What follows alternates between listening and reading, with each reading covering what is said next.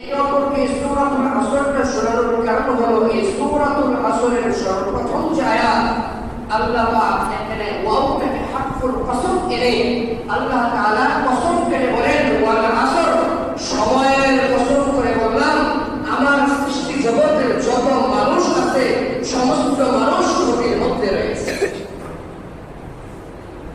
তাহলে বড়ই পেরেশানি বিষয় যে আল্লাহ ইনসান সৃষ্টি করলেন, মানুষকে সৃষ্টি করলেন, আবার এই মানুষই ক্ষতিগ্রস্তের মধ্যে রয়েছে। তার কারণ কি? আল্লাহ আয়াতের অংশের মধ্যে বলেন ইল্লা ইল্লা কোন অর্থে ব্যবহৃত হয়? নাহুর এইটার মধ্যে ইল্লা ব্যবহৃত হয় তার পূর্বের বাক্যটা যদি নফি হয়, এই নফিটাকে ইল্লা আইসা পরবর্তী হরফ বাক্যটাকে ইসবাত করে। সংক্ষিপ্তভাবে বুঝে, আগের শব্দটা যদি না হলো নেগেটিভ, পরের বাক্যটাকে ইল্লা আইসা পজিটিভ এবং করে দেয়।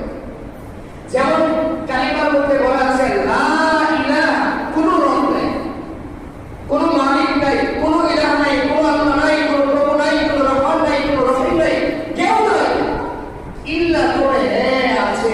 তার মানে আগের শব্দটা ছিল না হলো ইল্লা আইসা পরবর্তী বাক্যটাকে হ্যাঁ করে দিছে, কিছু নাই তবে হ্যাঁ আছে কি ইল্লাল্লাহ, আছে একজন।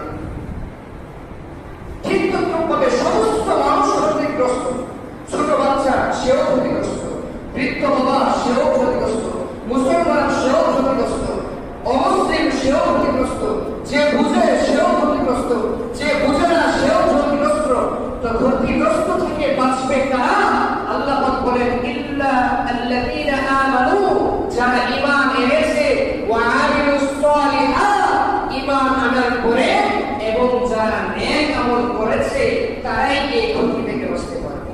সুবহানাল্লাহ। তার মানে কি সময় নাই? আচ্ছা, আল্লাহ মানুষ ক্ষতিগ্রস্ত হবে, ঈমান আর আমল ক্ষতিগ্রস্ত থেকে বাঁচাবে, এইটার সাথে ওয়াল আসর সময়ের কসম করেছেন, এটার মধ্যে পার্থক্য কি? মুনাসাবা কি? সামঞ্জস্যতা কি? এটার সাথে কি সম্পৃক্ততা আছে? ঈমান আনবে, আমল করবে, জান্নাতে যাবে, না করবে সে জাহান্নাম ক্ষতির দিকে যাবে। কিন্তু এই সূরার সাথে ওয়াল আসর, আসর সময়ের কসমটা কি সম্পৃক্ত? মুফাসসির কিরাম বলে সময় থাকবে, সময় যতক্ষণ আছে সে সময়